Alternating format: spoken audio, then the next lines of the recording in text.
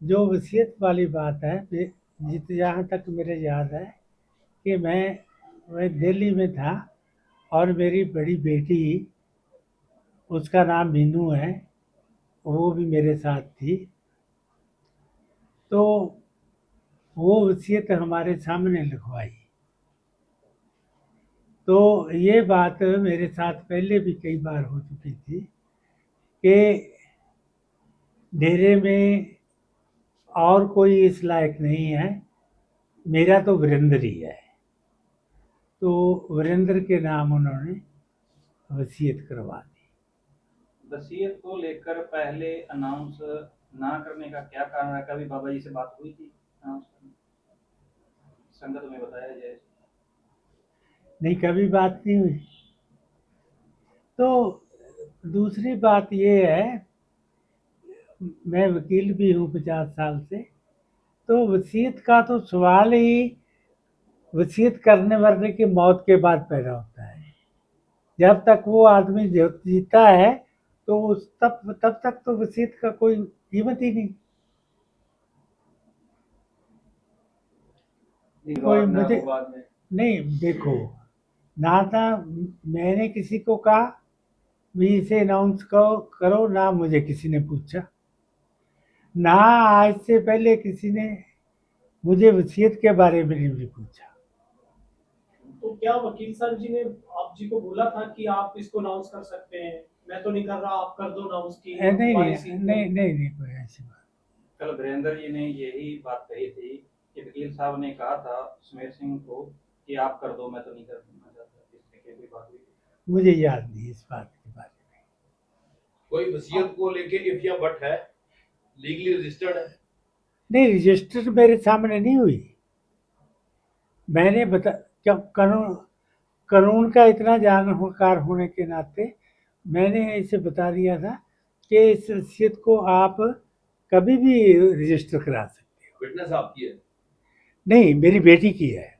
मैं इस तरह वकील साहब के, जब उन्होंने वसीयत लिखाई है मैं पास बैठा था।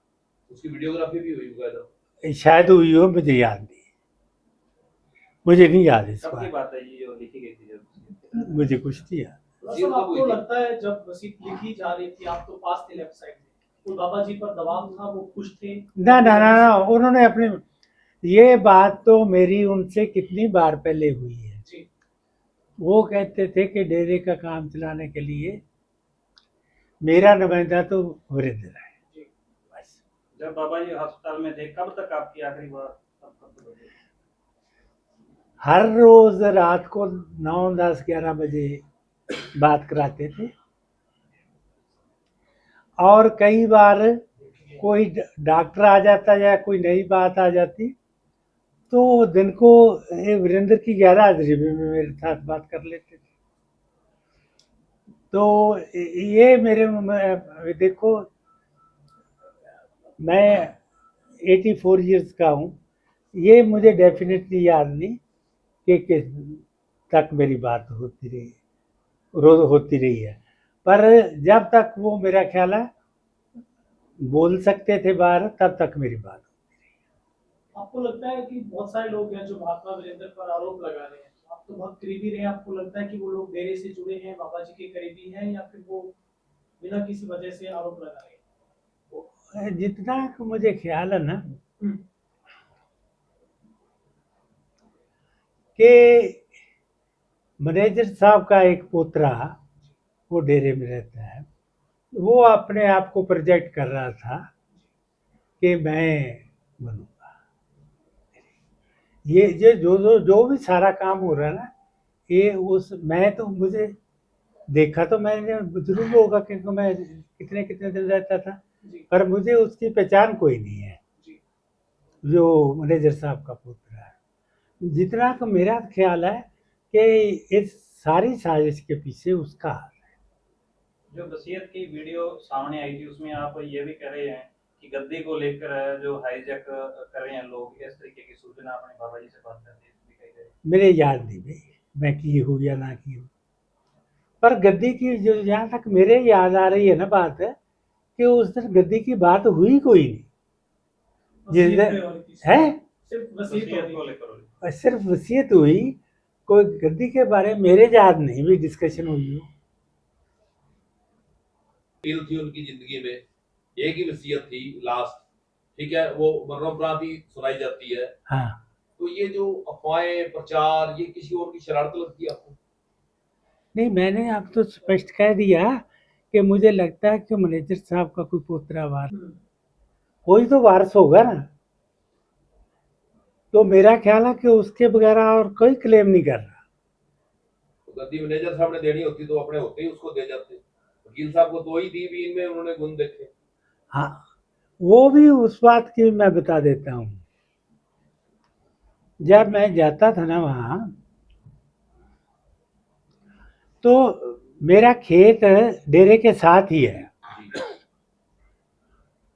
तो ये वकील साहब को महाराज बनने के 5-7 दिन बाद कहने लगा हूँ। पहले मैं बहादुर चंद ही कहता था। मैंने कहा बहादुर चंद, अपने खेत आप 2 कमरे, एक रसोई ते एक गुसलखाना बना लिए। ਇਹ ਜਿਵੇਂ ਮਸਤਾਨਾ ਜੀ ਤੋਂ ਬਾਅਦ ਮੈਨੇਜਰ ਸਾਹਿਬ ਨੂੰ ਕੁੱਟ ਕੇ ਕੱਢਤਾ ਸੀ ना, तेनू कुट के कट देंगे। वो सीधा आदमी था। उसने मैनेजर साहब को ये बात बता दी, भाई सवेर ऐसे कहता है। मैनेजर साहब की जैसी आदत थी, कहते बेईमान तू बेफिक्र रहे, मैं पक्का इंतजाम करके जाऊंगा। आप भी उस वक्त वसीयत जब माइक ला लो। आप तो जी जुड़े हैं, आप तो मैनेजमेंट से। मैं एक्सप्लेन करता हूँ। मैं 1978 से डेरे से जुड़ा हूँ। ये मेरा सौभाग्य है, पहले मैं परम पूज्य मैनेजर साहब जी के साथ काम किया, और ये भी सौभाग्य है कि उनकी जो वसीयत बनी उसमें भी मैं गवाह था।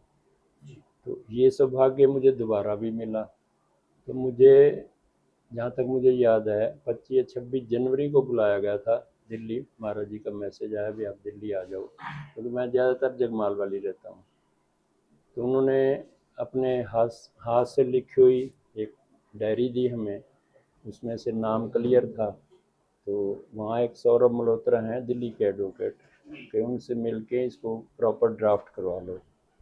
तो वो ड्राफ्ट हो गई, 1 या 2 दिन लगे। 28 तारीख को फिर ये भी प्रेजेंट थे उस टाइम, एक सुभाष जी हैं गुड़गांव से, वो भी प्रेजेंट थे गवाह के तौर पे। तो हमारे साइन किए, पहले बाबा जी ने किए हमारे सामने साइन, परम पूज्य वकील साहब जी ने, फिर हमने साइन, हमें भी कहने लगे आप भी साइन कर दो। तो फिर इन्होंने कहा भाई ये भी रजिस्टर्ड ना भी कराओ तो भी वैलिड है।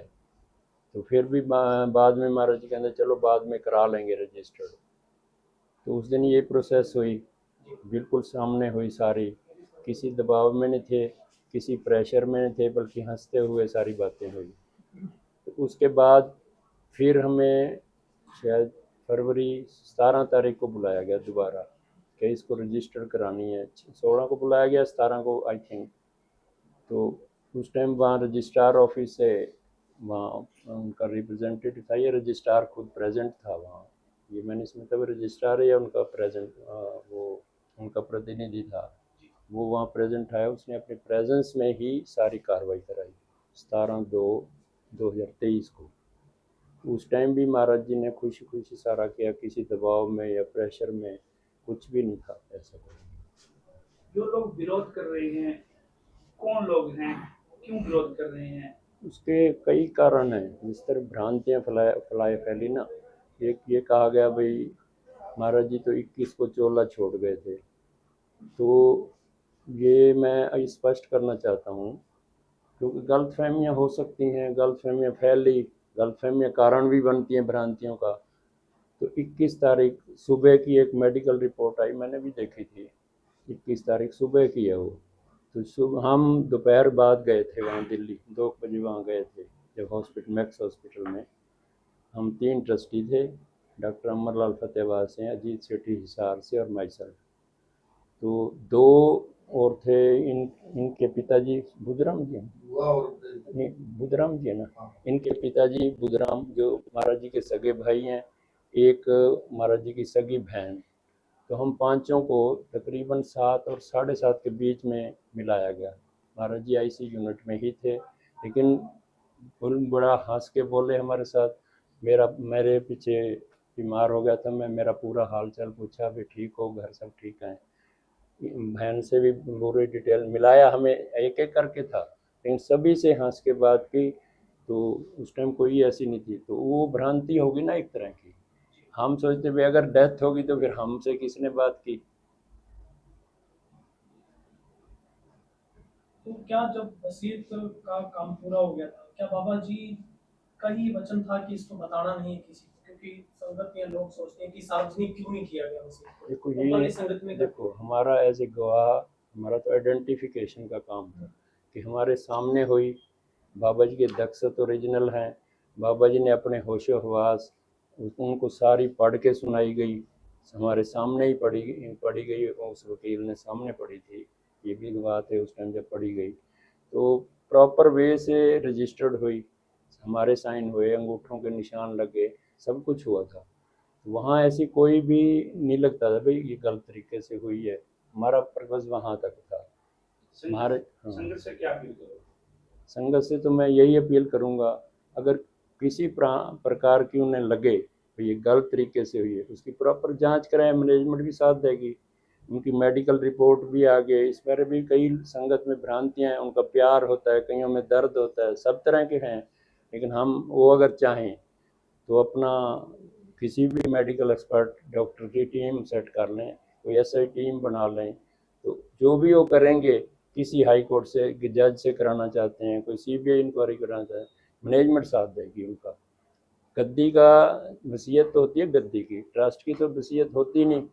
ट्रस्ट का तो हमारी जो ट्रस्ट की क्लास है उसके मुताबिक जो गद्दी नशीन होगा he will be the chairman of the trust, life time chairman.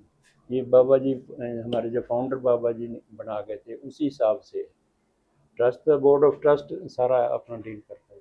आज बाबा जी की रस्म अंतिम अरदास हुई, सत्संग हुई, शांतिपूर्ण ढंग से पूरा मामला निपटा, इसको लेकर के क्या कहें? हम सारी साथ संगत के शुक्रगुजार हैं और उनको बहुत बहुत हमारी धन धन सतगुरु भी कहते हैं कि उन्होंने सहयोग दिया। हमारी मैनेजमेंट को भी हमने पूरा, जो भी ड्यूटी पे लगे हुए थे सबको पहले ही हाथ जोड़ के, प्रशासन ने भी बहुत हमारी मदद की। प्रशासन ने भी कहा भी कोई ऐसा बयान ना देना जो भड़काऊ हो, वो बल्कि पहले भी हमने कोई ऐसा भड़काऊ बयान नहीं दिया, ना मैनेजमेंट की तरफ से आया ना किसी और की तरफ से आया। इसलिए हम संगत की तो खास कर बहुत ही ज़्यादा मैं कदर करता हूँ, क्योंकि मैं 45 साल से साध संगत से ही जुड़ा हूँ और साध संगत के कारण ही मैं आज यहाँ बैठा हूँ। आज मैं एक बड़ी सीरियस बीमारी से निकला हूँ, जिस साध संगत और गुरु जी का प्रेम करके निकला हूँ। तो मैं साध संगत की बहुत ही कदर करता हूँ। वीरेंद्र जी ने प्रेस कॉन्फ्रेंस करके कहा जब तक ये अफवाहें प्रचार, ये दुष्प्रचार जो बंद नहीं हो जाता तब तक हम गद्दी एक्सेप्ट नहीं करेंगे। हम भी तो तब तक मैनेजमेंट जो है, जो आपकी कमेटी बनी है, वो सारा काम संभालेगी। हाँ, मैनेजमेंट कमेटी संभालेगी। प्रशासन ने भी हमें यही आदेश दिया है भाई तब तक अपना संभालो, आप बैठो वहाँ पे। हमने बल्कि सुरक्षा का भी उठाया सवाल, तो कहने आपको पूरी सुरक्षा दी जाएगी, आप अपना काम संभालो, पूरी अच्छे ढंग से संभालो, कोई ऐसी भड़काऊ बात भी ना करो। जब कल भी डीसी साहब से मीटिंग हुई थी तो हमने यही कहा भाई हमारी तरफ से हम हाथ ही जोड़ेंगे, कोई हमें कहेगा तो भी हम हाथ जोड़ेंगे। तो उन्होंने इस बात को बहुत प्रशंसा भी की हमारी। तो बेनती है, अगर किसी के मन में कोई है वो क्यों जांच कराए, हम भी साथ हैं। मैं भी तो साथ संगत हूँ, पहले बाद में ही हूँ ना मैनेजमेंट, मैं भी साथ हूँ, वीरेंद्र जी भी साथ हैं। उन्होंने भी कहीं नहीं कहा भाई जगद्दी जब तक कोई साथ संगत पूरा इन्वेस्टिगेट नहीं हो जाता, कोई दूध का दूध पानी का पानी नहीं है, कल शायद यही बातें कही, तो हम भी साथ हैं। गोलीवाला के डेरे वाले शरारत कर रहे हैं या कोई कहीं और शरारत हो सकती है? शरारत तो पीछे कोई देखो भ्रांतियाँ कभी भी फैलती हैं, कोई ना कोई पीछे तो दिमाग कर ही रहा होता है काम। जो सही साथ संगत है वो तो बेचारे प्रेम करने आते हैं,